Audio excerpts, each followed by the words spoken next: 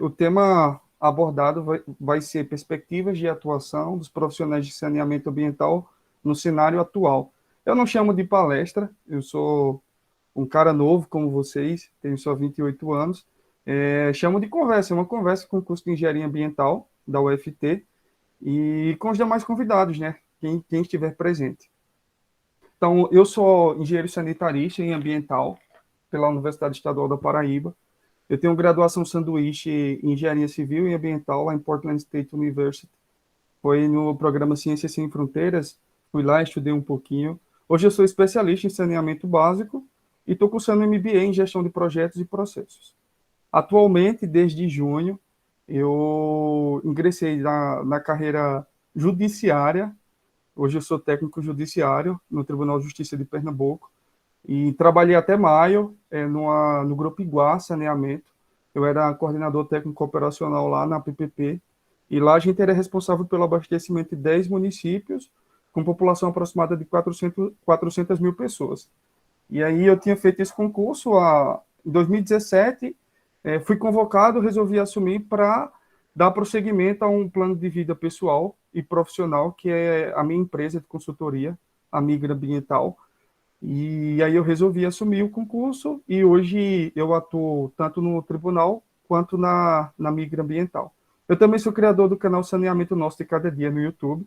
Foi uma plataforma criada para tentar entregar um pouquinho do saneamento, o dia a dia do saneamento para curiosos e também profissionais. Falando um pouquinho sobre o curso de Engenharia Ambiental de vocês, eu pedi a Rúbia toda a ementa do curso, fui dar uma verificada, e vi que o curso de vocês é bem semelhante aos cursos de engenharia do país. Até o quinto período, a gente tem a engenharia básica, cálculo, física, química, biologia e algumas áreas correlatas. E do sexto período em diante, a gente vai ingressando na área fim, né, do curso. O meio ambiente, hidráulica, poluição ambiental, geoprocessamento, operações unitárias, recursos energéticos, resíduos sólidos e etc. E qual que é a ideia de trazer essa visão geral do curso? Muitas pessoas elas entram nas graduações sem saber onde estão pisando. Algumas entram por escolha, outras não. E aí se deparam com muitos cálculos, muita física, muita química, até o quinto período, e dizem, meu Deus, o que é que eu estou fazendo de minha vida? Eu não estou estudando engenharia ambiental, mas basicamente até o quinto período, metade do curso, a gente estuda engenharia propriamente dita. E aí não se deve não se deve menosprezar essas cadeiras, elas são as bases para as cadeiras que vão vir subsequente e são de extrema importância. Eu sempre falo nas minhas palestras, nas minhas conversas, que toda cadeira ela tem sim seu papel fundamental na nossa carreira. Assim que eu cheguei na minha vida profissional, no Grupo Iguá, saneamento, eu fui recebido por um consultor que tinha sido contratado apenas para estudar o coeficiente de rugosidade da adutora. Eu lembro que paguei isso em uma cadeira de hidráulica e digo, caramba, isso eu nunca vou usar na minha vida. E minha primeira oportunidade com o consultor, ele tinha sido contratado, estava recebendo para fazer o estudo da adutora, determinando qual que era o coeficiente de rugosidade. Então, cada cadeira, ela traz consigo sua importância e ela vai servir de base para as outras, ou para a sua vida profissional, a depender da área que você vai assumir. Alinhar uma expectativa. Quando a gente se forma, a gente não recebe piso de engenheiro no primeiro emprego. Isso é a regra, né? Logicamente, existem exceções. E, via de regra, as empresas elas contratam como operador, encarregado, analista, supervisor, coordenador, gerente, mas não como engenheiro. E aí não se existe uma necessidade de pagamento do nosso piso, né? Que seriam 8,5 salários mínimos. Então, não cria expectativa de sair da graduação e buscar entrar numa empresa para receber seus 9 mil reais, porque a realidade é um pouco distinta. Outra coisa que é interessante, na minha oportunidade profissional, eu tive que contratar pessoas. E sempre me deparava com pessoas saindo da graduação, sem experiências com processos, com liderança de equipes, buscando os cargos de alta gestão, cargos de gerência, supervisão, coordenação. E esses cargos, eles exigem que exista uma maturidade do profissional. Então, vamos realinhar a expectativa. Quando você se forma da graduação, quando você se forma, quando você pega seu diploma, Não é que você não deva correr atrás de cargos da alta cúpula, cargos de gestão. Deve sim correr atrás. Mas, como pré-requisito, algumas empresas exigem que você tenha um pouco de experiência, seja experiência no processo ou experiência com liderança de equipes, com números, gestão de finanças. E a gente, quando sai da graduação, a gente ainda não tem. Então, se existe uma oportunidade de entrar no mercado de trabalho como operador, como analista, abracem essa oportunidade. E lá dentro você consegue crescer. Eu entrei como analista, técnico operacional, e consegui chegar a cargo de coordenação. Então, a gente não pode deixar a oportunidade passar. E outro adendo que eu faço é que desde que eu entrei na faculdade em 2011, eu sempre ouvi que a engenharia ambiental, no caso a engenharia sanitária e ambiental, era a profissão do futuro. E eu sempre me perguntei quando que esse futuro ia chegar, porque eu estava formando, não tinha perspectiva de emprego, não tinha nada, e dizia, meu Deus do céu, será que o futuro é agora? E realmente eu acho que a gente que tem uma visão errada das coisas, a gente quer se formar e receber uma oportunidade de emprego na nossa mão, na nossa mesa e começar a trabalhar no nosso cantinho. Se a gente não sai da zona de conforto e vai buscar oportunidades fora, talvez a gente não consiga entrar nunca no mercado de trabalho. Então, fica mais um conselho: busquem oportunidades que estejam, às vezes, até distante, mas que façam você entrar no mercado de trabalho e conseguir aquele aprendizado necessário para galgar novos patamares. Aproveitar esse momento de conselhos, eu trouxe aqui alguns pontos que eu acho interessante falar nessa visão geral. Eu, como profissional hoje, mas já fui aluno, e sempre senti dificuldade com o conhecimento que era passado pela faculdade. Em que sentido? A gente, às vezes, foca apenas no que a universidade entrega. A gente precisa ir além.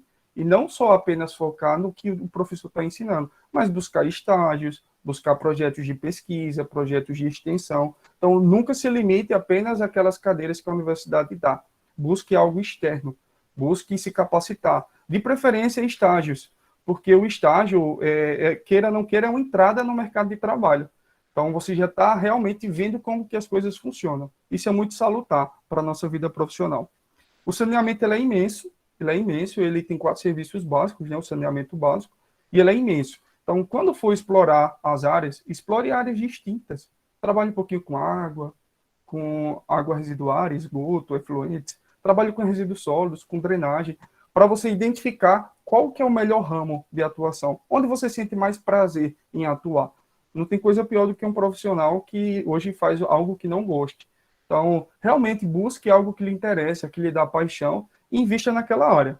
Eu aproveitei a faculdade para fazer um pouquinho de cada coisa, trabalhar um pouquinho na área ambiental, na área sanitária, para identificar realmente o que é que eu queria fazer de minha vida. E todas as cadeiras são importantes, como eu mencionei, vão além do que é ofertado pela universidade. Não saiam da faculdade sem saber o básico. Vocês hoje fazem engenharia ambiental, então você tem que saber, no mínimo, como que um cliente, se for lhe procurar, como que ele emite uma licença ambiental. Hoje, quase todas as empresas precisam de uma licença ambiental para funcionar, seja uma licença de instalação, de operação. E se você não souber, ao menos, como que o cliente ele consegue essa licença, você precisa rever, então, como que foi sua graduação. A gente precisa sair apto para coisas mais elementares na graduação. Formei e agora? Eu separei aqui 4 aspectos, não sei como que eu poderia nomear, mas 4 áreas. Quando você se forma, você tem 4 áreas básicas para buscar o ingresso no mercado de trabalho ou no mercado profissional. Caso você tenha interesse, você continua estudando, faz um mestrado, um doutorado, uma especialização e segue a vida de pesquisador ou a vida na docência. Pode buscar o serviço público e aí fazer um concurso público para ser um servidor, seja na ANA, no IBGE. Inclusive, recentemente eu vi que o INTBio está com concurso para ser aprovado. Então, quem tem interesse já vai olhando os editais passados, já vai estudando. Serviços privados, como a IGE, a BRK, a Iguá, a GS Inima, que são os 4 maiores grupos de saneamento do país, ou ir para a área de empreendedor. Eu acho que é a área mais desafiadora, mas é uma área muito boa, muito gostosa de se trabalhar. Você trabalha muito mais, talvez, que em qualquer outro serviço, mas você trabalha para si, e quando você gosta do que faz, mesmo que você passe 10, 11, 12 horas debruçado no projeto, você vai dormir descansado, vai dormir feliz. Para a gente falar um pouquinho sobre saneamento, eu fiz uma timeline aqui bem rapidinha, só falando sobre o saneamento no Brasil. A ideia não é exaurir a temática, até porque não é nosso foco, mas só passar a pincelar como que o saneamento chegou no Brasil e como que ele está hoje. Então, antes da descoberta do Brasil, já tinha o povo indígena e eles já tinham hábitos de saneamento, hábitos salutares. Beber água pura, os dejetos eles eram feitos em uma área à parte, eles tinham consciência que aquilo contaminava seu manancial, então era feito em água à parte, em um ambiente à parte. Beber água pura, eles tinham consciências, drenagem de terrenos. Em 1561, foi construído o primeiro sistema de saneamento, digamos, foi a construção de um poço para abastecer a então capital do Brasil, Rio de Janeiro. Então, essa foi a nossa primeira obra de saneamento, uma obra de abastecimento de água. Mas tudo era muito individual, tudo era muito individual. Em 1808, a gente teve a coroa portuguesa vindo para o Brasil e aí surgiu a necessidade de meios coletivos. Foi descoberto o ouro, teve a imigração estrangeira e tudo isso corroborou para que a gente tivesse um aumento na densidade populacional e um aumento também por demandas de ações coletivas de saneamento. E aí, nessa época, como já existia a escravidão, parte da população mais nobre tinha os serviços de saneamento, como água em chafariz, seus dejetos eram afastados das suas residências, tudo feito pelos escravos, e uma parte da população, a parte mais marginalizada, a periferia, vivia em condição insalubre. No século XX, começaram as ações, foi fundada a Liga Pro Saneamento e começaram as ações integradas de saúde e saneamento. E aí eram exercidas pelo poder público.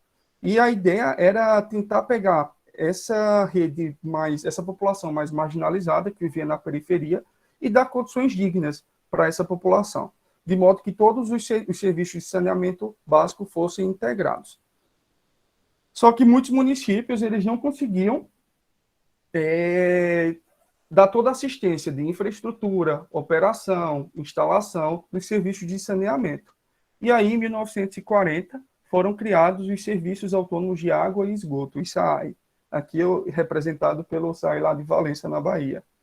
Esses serviços nada mais é que uma autarquia municipal e ela é criada com fim específico.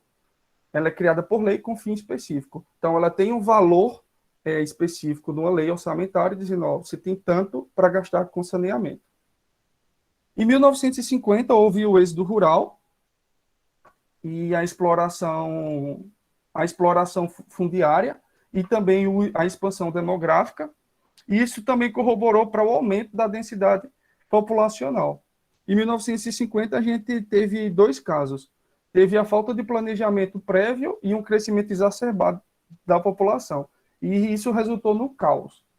Muitas endemias, epidemias, o Brasil sofreu muito em 1950. Parte da população sofria péssimas condições de saneamento. E aí, em 1960, foram criadas as companhias estatais, aqui representado pela Saneatins, a Embasa e a Cagepa. Em 1970, por sua vez, foi criado o Planasa, foi o primeiro plano. E aí o Planasa, vou olhar minha colinha aqui, o Planasa, ele tinha como objetivo tentar manter o equilíbrio da oferta e demanda dos serviços de saneamento. E aí ele conseguiu trazer o abastecimento, que era 50% da população, em 1970, para 87% em 1985. Em 1990, em 1990 foi criada a lei, na década de 90, foi criada a lei 8987 de 95, e aí a visão... Gente, eu vou pedir licença, eu preciso ligar o ventilador, que eu estou transpirando mais que pano de cuscuz. Foi criada a lei de concessões, né? Essa lei, ela permitia o financiamento de empresas privadas nos serviços de saneamento. Em 2000, precisamente em 2007, foi criado o primeiro marco legal de saneamento, a Lei 11.445. E aí a gente considera que isso foi o primeiro marco legal do saneamento básico no país. E aí foi criado o PlanSab também, que é um derivado do Planasa, e eu vou falar mais à frente sobre o PlanSab. E, por fim, a gente hoje está aí na década 20, né, do ano 2020, foi criado o novo marco legal de saneamento, a nova lei, que alterou a lei passada e deu algumas competências exclusivas à ANA. E o foco da nova lei, do novo marco legal de saneamento, é a universalização do saneamento. E aí vamos conversar um pouquinho sobre esse novo marco legal de saneamento. O objetivo central é a universalização de saneamento. E o que é que a lei fala sobre a universalização? 99% da população ela deve ter abastecimento de água e 90% deve ter coleta e tratamento de esgoto. Dentre todas as especificidades dessa lei, eu posso citar que as mais importantes foram a atribuição da ANA para a competência para instituir normas de referência. O que é que acontecia? Hoje no país existe mais de 60 agências subnacionais, cada um determinando suas diretrizes, suas normas, e o país acaba não tendo uma homogeneidade normativa. E isso foi estabelecido com essa nova lei, a ANA. A ANA hoje ela é responsável por estabelecer normas padrões para todo o país. Dá segurança jurídica para os investidores internos e externos. Os serviços de saneamento hoje, eles têm uma grande parte sendo prestada pelas empresas privadas, fruto do novo marco legal, e se não houver uma isonomia das normas, uma homogeneidade das normas, isso não dá segurança jurídica para investidores externos chegar aqui no país. Um país que as normas não são rígidas, não são cumpridas, são totalmente mutáveis, não gera confiança para investidores. Então, isso também é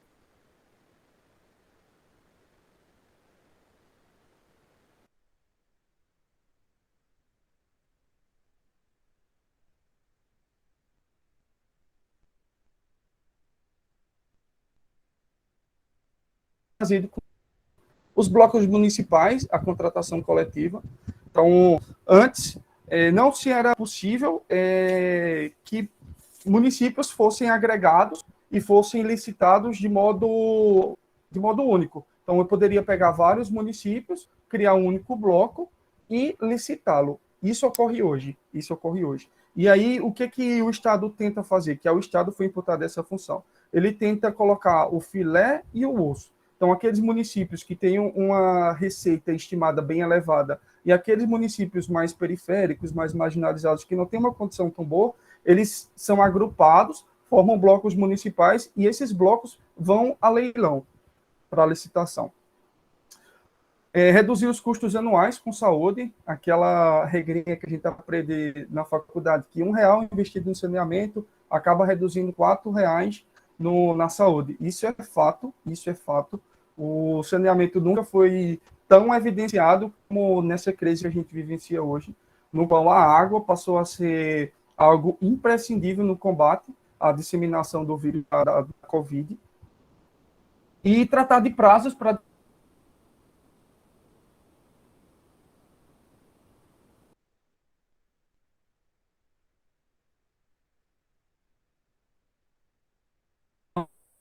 a quadra dos rejeitos, a lixão aberta,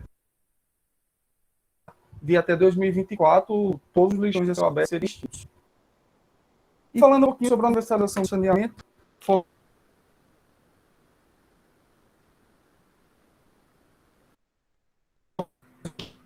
Micael, tá travando um pouquinho.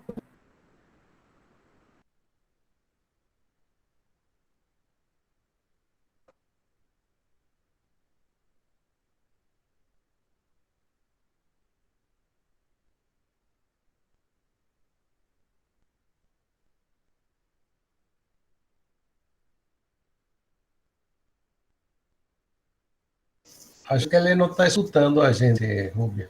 Vou mandar uma mensagem para ele aqui.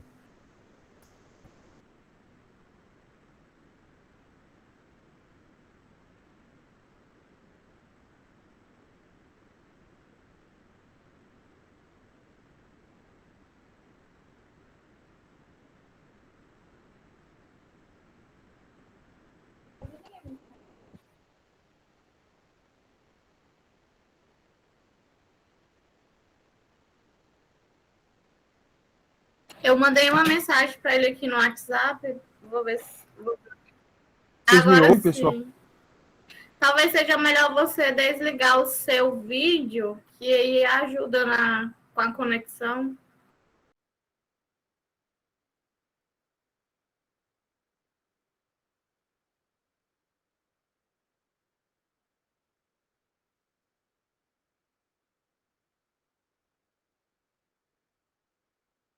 Me ouvem?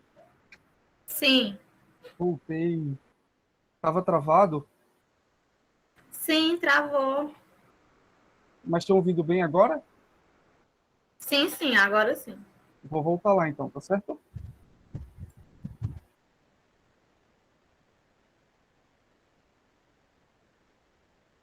Peço perdão, pessoal. Acho que foi a internet aqui.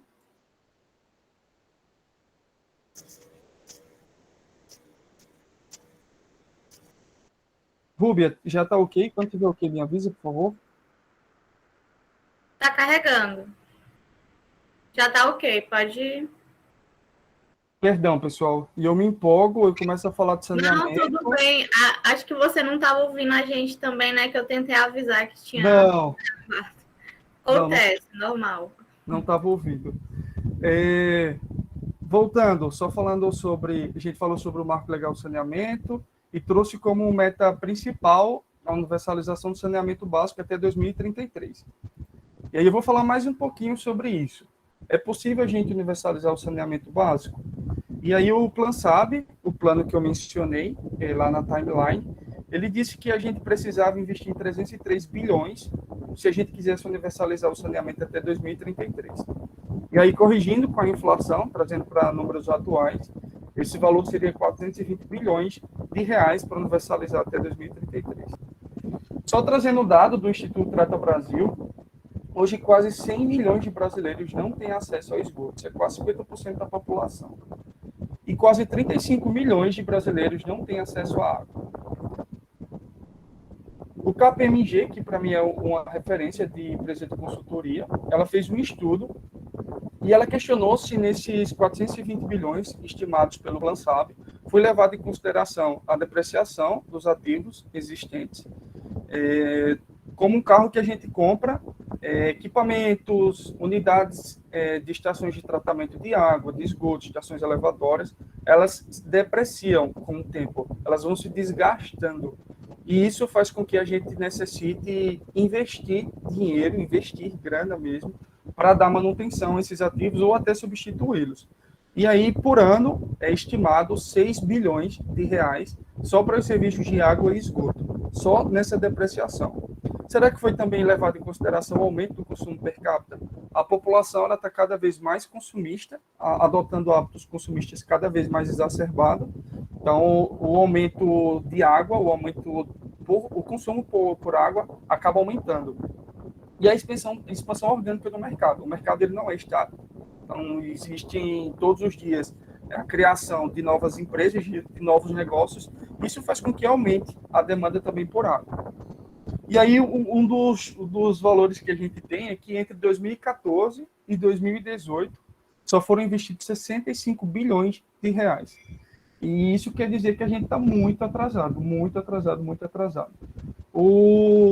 A nossa meta era entre 2014 e 2033, investir os 420 bilhões, a gente só investiu 65 bilhões.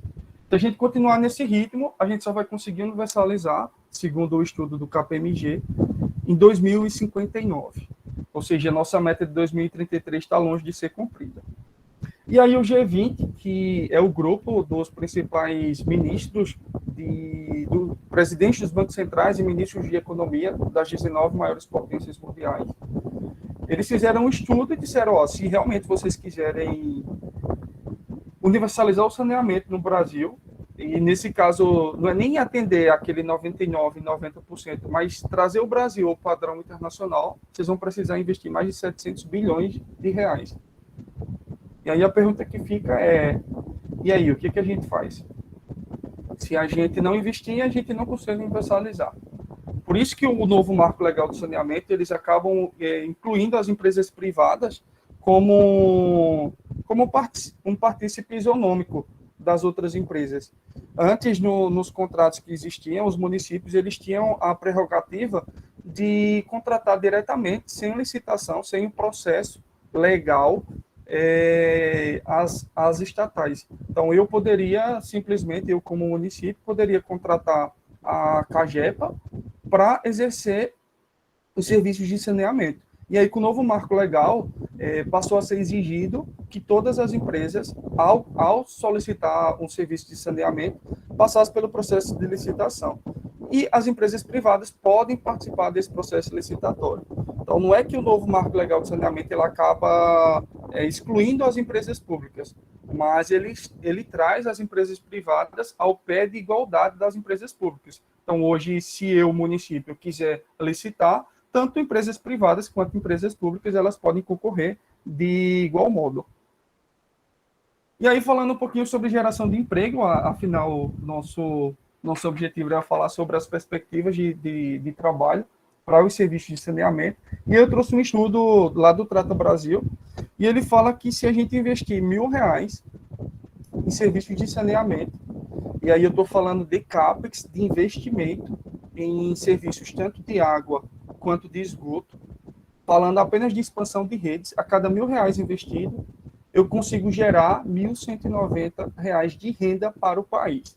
Isso para ser didático. Trazendo para números reais, para cifras bilionárias, se a gente investir 9,3 bilhões por ano, que foi o que a gente investiu entre 2005 e 2015, além de gerar 142 mil empregos por ano, a gente conseguiu trazer de renda para o país 11 bilhões. Então, é um setor extremamente vantajoso e, logicamente, as empresas privadas, elas sabem disso, elas têm toda a análise de payback, elas sabem que aquele investimento é vantajoso e querem entrar no mercado para investir pesado. E sem as empresas privadas, a gente não consegue universalizar o saneamento até 2033. Quiçá até 2059. Falando sobre essa geração direta, indireta e induzida, a direta desses serviços, nessas obras de manutenção e expansão de redes, são as construtoras que são contratadas. Então, se eu quiser fazer uma construção de uma rede, eu preciso contratar uma construtora. Essa construtora, ela vai comprar material de um fornecedor, de um material de construção, por exemplo, tubos, areia, concreto. E essas pessoas, tanto a construtora quanto os fornecedores, elas possuem pessoas trabalhando para elas, que acabam investindo na saúde, na educação. Então, todo esse dinheiro investido, ele acaba entrando também nesse número de forma induzida. Então, diretamente eu tenho a construtora, que foi contratada diretamente, tenho indiretamente os fornecedores de material de construção, que estão fornecendo material para a construtora, e de modo induzido todos os trabalhadores, tanto da construtora quanto dos fornecedores. E aí a gente falou do CAPEX, né, do investimento em si, mas olhando também a operação das estações de tratamento de água e esgoto, estações elevatórias, a gente investiu 39,5 bilhões de reais por ano entre 2005 e 2015, e aí a gente teve um retorno de 44 bilhões de reais por ano de renda para o país, e a geração de mais de 340 mil empregos. Então, se saneamento não for algo realmente vantajoso, não existiria tanta empresa concorrendo por licitação, brigando feio para ganhar as licitações. E eu acho que cabe a gente fazer um adendo. 2021, ele trouxe o caso SEDAI. Eu não falei aqui para a gente não ser muito extenso, mas o SEDAI, lá do Rio de Janeiro, e aí ele conseguiu, gente, eu acho que foi foi a maior licitação relacionada à infraestrutura e saneamento do país. E existem aí mais de 5 mil vagas abertas em empresa, mais de 2 mil vagas abertas em outra empresa. Então, os grupos já estão montando os bancos de talentos para assumir possíveis vagas que vão abrir nesse estado, no caso, no SEDAI. Aí são meus contatos, meu LinkedIn, YouTube, Facebook, Instagram, o site da Migra, que é a nossa empresa de consultoria, meu e-mail pessoal, meu telefone, vou deixar tudo disponível. Quem quiser trocar uma ideia, bater um papo, discutir sobre algum ponto da apresentação. Aqui são as referências que eu utilizei para a apresentação. E aqui eu deixo meu obrigado ao PET, ao FT, a Rúbia, que entrou em contato. Fiquei muito feliz a gente ter alcançado Tocantins aí. E espero brevemente alcançar outros estados do país e falar um pouquinho sobre saneamento, mesmo que seja de modo rápido. Muito obrigado, pessoal. Perfeito, né? Parabéns, Micael. Falo muito, né? Não, tá tudo perfeito aí, viu? Eu gostei muito da sua apresentação. Então, muito obrigado mesmo por ter esclarecido em curto tempo tanta coisa importante aí. Então, eu não sei a dinâmica, Rúbia, você aí, é com você? Micael, eu que agradeço mais uma vez. Eu vou deixar em aberto, né, para a gente conversar mesmo. Quem quiser quem tiver alguma pergunta, quiser fazer algum elogio. Então, Ou tá aberto. crítica. E só fazer uma ressalva, pessoal, é muito bom esse modelo da palestra, porque aí você realmente abre para o participante. As outras palestras, embora sejam difundidas no YouTube, e aí tem a questão de ter uma abrangência maior de pessoas, mas aí fica mandando no chat, às vezes você perde aquele contato mesmo com a plateia. Então, estou à disposição. Ótimo. Eu já vou fazer a minha mesmo, como comentei lá. Não, então deixa eu ver a Luanda. Vou deixar a minha mais por último. Vou ler aqui para você, então. A Certo. Luanda falou, agradeceu pela palestra e ela quer saber qual é a maior dificuldade que você teve ao sair da faculdade, né? Qual foi o seu primeiro emprego na área? Tá, eu saí direto para o grupo Iguá, e lá eu fui ser analista técnico operacional. Eu acho que a maior dificuldade da gente, quando sai da faculdade, se não buscar outros meios de realmente conhecer da área, a gente não está preparado para o mercado profissional. De que forma? Muitas das vezes a gente sai da faculdade sem saber fazer um PGRS. A gente sabe o que sabe qual é a lei que está embasada, mas não sabe praticar. Então, eu acho que a minha maior dificuldade foi realmente colocar em prática. Eu tive algumas cadeiras na faculdade para execução de projetos e elas foram fundamentais na minha carreira, porque me permitiram conhecer, ter todo o know-how do funcionamento. Mas eu acho que a parte prática ainda as universidades ainda pecam um pouco.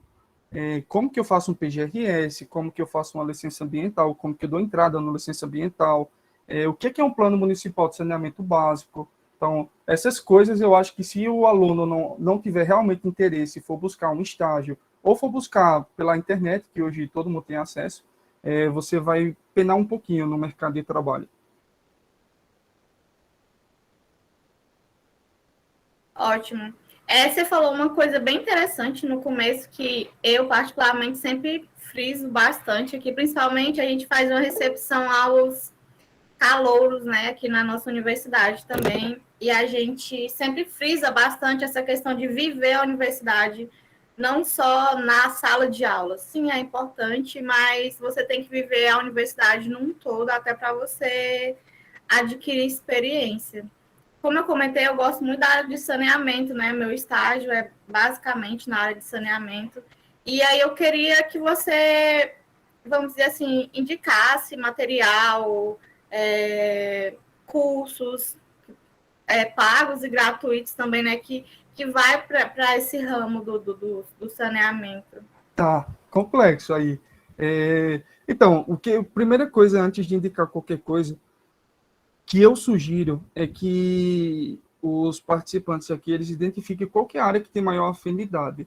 Até porque a gente sabe que dinheiro é algo escasso, e aí se você sair investindo em todo o curso que aparecer, talvez você acabe se perdendo. Então, primeiro identifica qual que é a área que você sente mais atratividade. Eu gosto muito da área de água, gosto muito da parte de esgoto. A Ana, ela oferta cursos de montão. Todo dia tem um novo curso que a Ana oferece. E a ANA hoje é quem faz todas as regulações, né? Então, legislação hoje é pressuposto da ANA. Então, se tiver alguém indicada para você acompanhar cursos, seria a ANA. Sobre a graduação em si, além de projetos, de estágio, existem as monitorias também. Foram de extrema importância para mim também as monitorias. Se falta a vivência prática, as monitorias elas também te dão essa vivência prática. Principalmente as cadeiras experimentais. Busquem cadeiras a partir do 6º período, que são cadeiras mais relacionadas com o curso. Então, elas também vão te dar esse know-how. Sobre cursos, Rúbia, existem especializações específicas para quem está se formando, para quem já se formou, né, no caso, para quem já é graduado, especializações em saneamento básico, engenharia ambiental. Então, não posso indicar instituições, mas eu indico que busquem especializações, MBA, nessa área de saneamento. Existe sim, eu já fiz um, estou fazendo outro, e eu só deixo essa ressalva. Verifica realmente se aquela área é tua área de afinidade para tu não estar investindo dinheiro, que a gente sabe que é tão suado hoje em dia, em qualquer coisa. Isso é bem importante. A Luanda fez outra pergunta aqui, né? Você falou que sempre falaram que a engenharia ambiental era a engenharia do futuro e que achava que nunca chegaria esse futuro hoje. Você acha que já chegou ou ainda irá chegar? E qual é a sua visão sobre isso? Já chegou, gente, já chegou. Já chegou antes. Na verdade, eu que fui imaturo o suficiente para não saber que já tinha chegado. Quem faz o futuro é a gente. Se a gente não sai da zona de conforto e vai buscar realmente as oportunidades que o mercado tem, o futuro nunca chega. Então, a engenharia ambiental já é o futuro, já chegou. Hoje está muito melhor do que há 5 anos atrás, 3, 4 anos atrás, quando eu me formei, porque hoje existe muito mais vaga disponível no mercado, principalmente após o marco de saneamento. Hoje as empresas estão buscando profissionais dessa área em específico. E o diferencial sempre vai ser aquele profissional que tem um pouquinho de prática em tudo. Por isso que eu sempre bato nessa tecla. Tente extrair o máximo de prática possível. Se a universidade não lhe permite, através de monitorias e projetos, busque estágios externos, mesmo que não seja remunerado. Talvez o foco não seja dinheiro agora.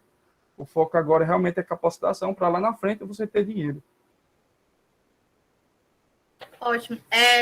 Aproveitando aí, se você falando sobre diferencial, você comentou também que tem a parte de você contratar, né?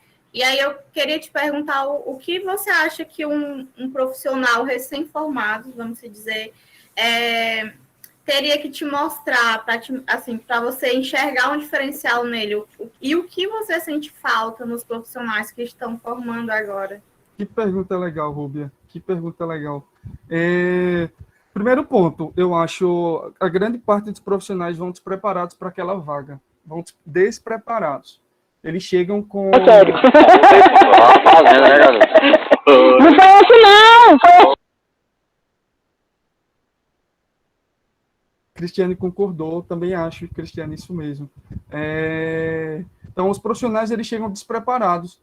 Eles não sabem nada sobre aquela vaga. Eles vêm com ideia genérica de qualquer vaga e pensa que a gente vai estar aberto lá para escutá-lo sobre qualquer coisa.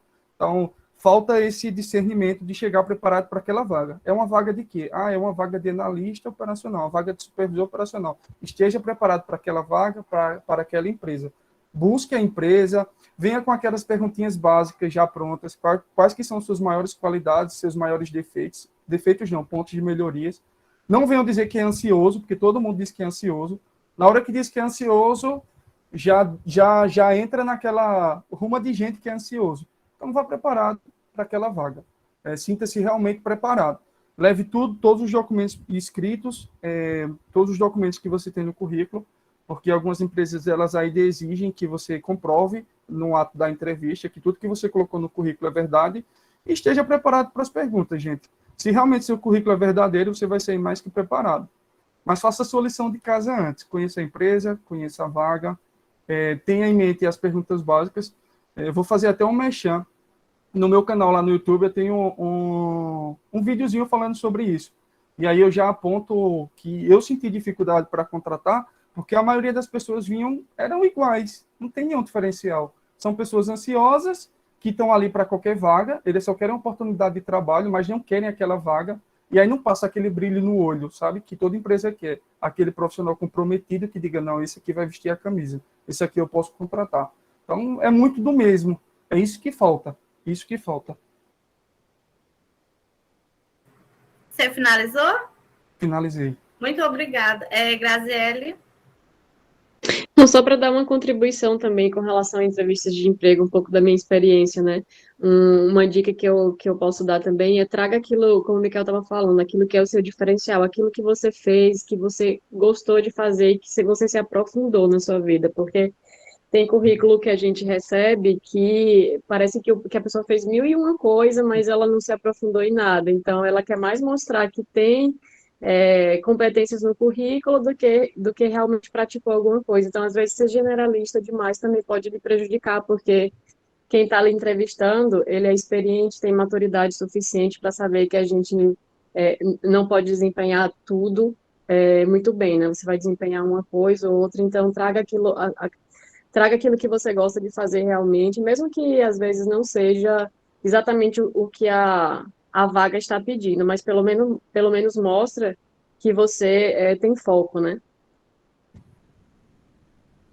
Perfeito, Grazi. Ótimo, Graziele. Muito obrigada, realmente. Se eu puder dar mais um ponto, Claro, se à você vontade. traz... Temos até às 20 para...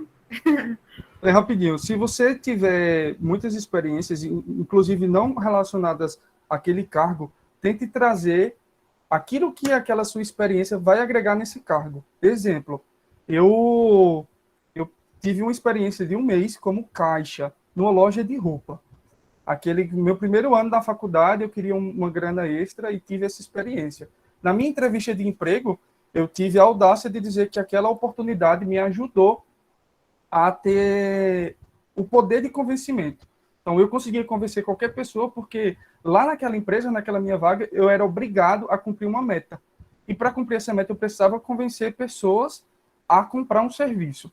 Então, eu tinha uma vaga nada a ver com a vaga fim, mas eu consegui realmente extrair a essência, o que aquela vaga me agregou para essa nova vaga. Então, se vocês conseguirem fazer também fazer essa autoanálise e dizer, não, realmente, eu tive essa experiência aqui, mas essa experiência aqui me deu essa e essa habilidade, e eu vou poder utilizar essa e essa habilidade nessa empresa. Velho, você ganhou já a pessoa, você já foi contratado. É uma pessoa que realmente fez a leitura pessoal e profissional de si, e está lá pronta para aquela vaga. Então, fica essa dica também. Isso aí, e nem sempre o recrutador ele está interessado só nos seus conhecimentos técnicos, né? Hoje no mercado, o recrutador ele valoriza mais os conhecimentos comportamentais, as soft skills, do que o técnico. Então, esse exemplo que o Mikael falou é perfeito, porque ele não trouxe aquilo que ele aprendeu na academia, porque a empresa ela pode te proporcionar esse conhecimento. Ele trouxe um comportamento que vai utilizar que vai ajudar no relacionamento interpessoal, por exemplo, que é uma das características, competências que o mercado de trabalho mais valoriza hoje. Se puder falar mais um ponto, hoje o que a gente mais procura é 70% de comprometimento e 30% de habilidade técnica. Por quê? A habilidade técnica eu consigo formar. Eu consigo pegar qualquer pessoa que tenha comprometimento e tornar ela no melhor profissional possível. Se você tiver comprometimento, tiver toda essa soft skill que a Grazi mencionou, você consegue ter o melhor profissional do mercado. Então, acho que comprometimento também é uma palavra-chave. Por isso que a gente busca aquele brilho no olho, sabe? Aquele profissional que está preparado para aquela vaga, que quer vestir a camisa. E o interpessoal é algo extremamente basilar, gente, para qualquer vaga. Qualquer vaga. Não existe nada que você vai trabalhar sozinho na sua vida. Todas as funções vai precisar de alguém. Todas, todas, todas. Então, você tem que ter um interpessoal muito bom. Ótimo, Mikael. Carla, Cristina, você quer falar?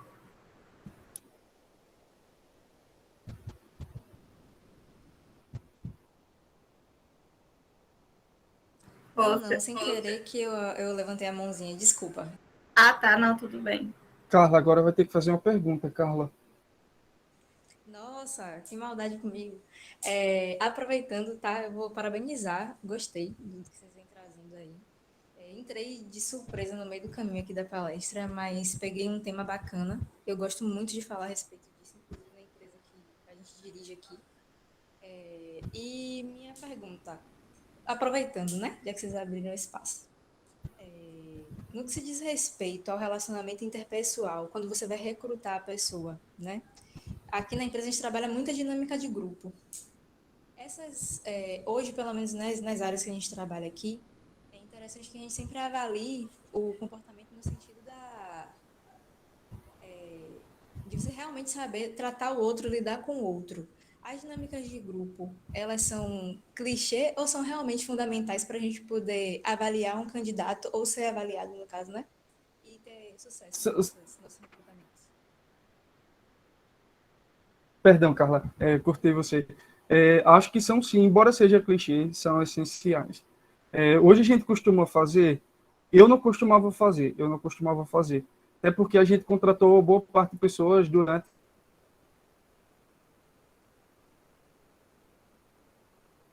a pandemia, então tem aquela parte mais fria, sabe, de uma tela de computador. Vocês me aqui desligou a imagem dos dois ao mesmo tempo, eu digo, e foi minha internet novamente. Elas são clichê, mas são muito boas, Carla. Eu recomendo mantê-la. A gente, para verificar realmente como que era o interpessoal dos candidatos, a gente costumava fazer buscas históricas, sabe? Então, eu ia perguntando, e nesse cargo aqui, o que ocorreu aqui? E aí dá aquela brincadeirinha com o candidato, porque na hora que o candidato ele está tranquilo, está rindo, é que ele realmente fala o que a gente quer ouvir. Geralmente vai tudo com o discurso preparado, e aí a gente joga uma perguntinha solta, fala da família, dá uma brincadeirinha, para que o candidato ele saia daquele texto decorado e realmente passe o que a gente quer ouvir. Então, é isso que a gente costuma fazer. A gente ouve o candidato, dá aquela brincadeirinha, deixa ele voltar para o estado normal dele, não aquele robô, e aí a gente começa a perguntar sobre as experiências passadas, sobre interpessoal, como que era a relação, prefere trabalhar em grupo, como que funciona isso, e aí vai tentando extrair essas coisas. Mas as dinâmicas em grupo são muito boas. Eu não consegui executar muito, porque realmente a gente viveu uma pandemia e não tinha essa oportunidade, por conta do distanciamento.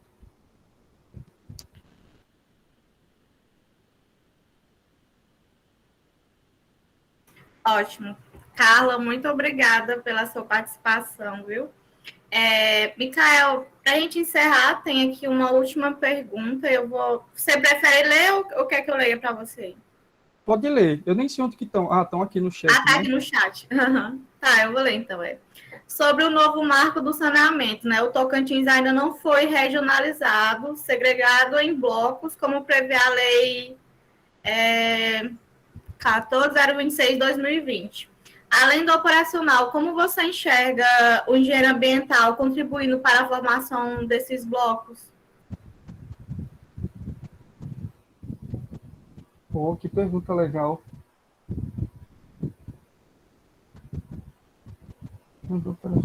Como assim, além do operacional? Você fala como agente regulador, é isso? Thalisson, acho que melhor você fazer a pergunta, se tu puder, tiver com o microfone, que tu explica melhor. Ele falou isso. Tá, além do operacional, como que a gente pode ajudar? Deixa-me pensar. Como regulador, é complexo. Eu acho que a gente fica um pouco impotente nesse caso. Eu acho que a gente pode exigir mais das agências reguladoras. Acho que a gente até nem como engenheiro ambiental, logicamente que como engenheiro ambiental a gente tem a propriedade no que fala, mas como cidadão, exigir que as agências elas fiscalizem mais para que o que seja determinado em lei seja cumprido. Realmente é complexo a gente realmente colocar a mão na massa, dizer, não, agora eu vou montar o bloco. Mas se a gente buscar quem deveria realmente estar correndo atrás disso, eu acho que a gente consegue dar aquela instigada. Ou até o próprio Ministério Público, né? Se existe uma norma, existe uma lei, a gente tem que procurar os órgãos de fiscalização para que as leis sejam cumpridas. Seja uma agência reguladora, seja um Ministério Público, algum órgão que realmente tem esse poder de provocar a inércia no caso do Poder Público de Tocantins.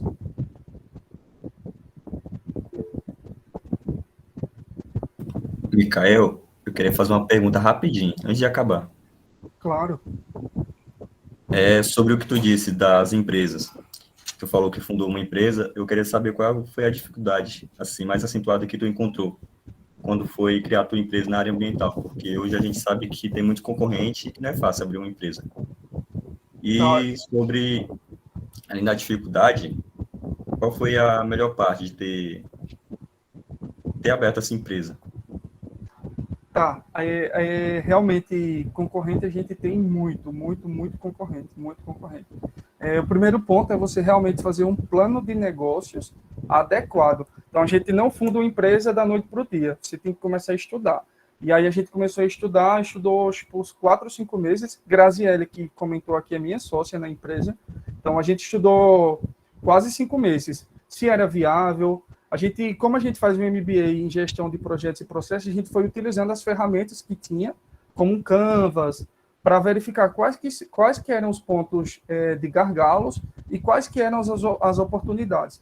Utilizou a matriz SWOT, que é muito boa, a gente consegue ver as oportunidades, as fraquezas, as forças do negócio, e depois de mapeado tudo isso, é que a gente realmente deu entrada na empresa. A abertura da empresa foi muito fácil, a gente buscou um profissional, um contador, e aí ele deu todo o suporte. Para a abertura de empresa, a gente buscou 2 profissionais básicos. Um para cuidar da identidade visual da marca, criação da marca, tudo, e um para fazer a parte burocrática, de contadoria. E aí a gente conseguiu abrir a empresa. Abriu o CNPJ, ele determinou o KNAI, então isso é mais tranquilo. A maior dificuldade realmente é você fazer um negócio que seja diferente dos demais. E aí nosso foco é excelência e qualidade no produto entregue. A gente, como era contratante de serviços, a gente sabe da deficiência que algumas empresas entregam o produto final.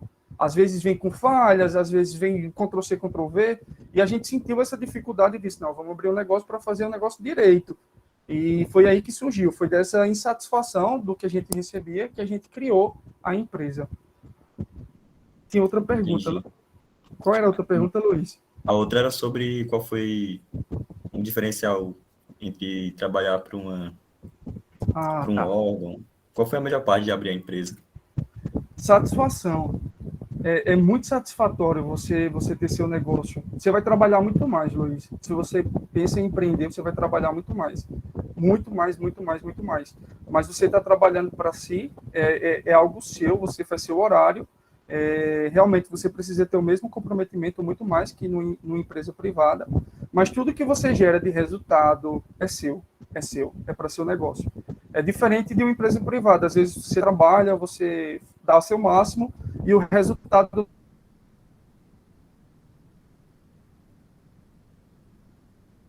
nunca vai ser da empresa. E não é uma questão de ego, mas é uma questão de desenvolvimento não é passado. E às vezes, quando você tem seu próprio negócio, é tudo que você faz para você mesmo. Então é algo muito gratificante.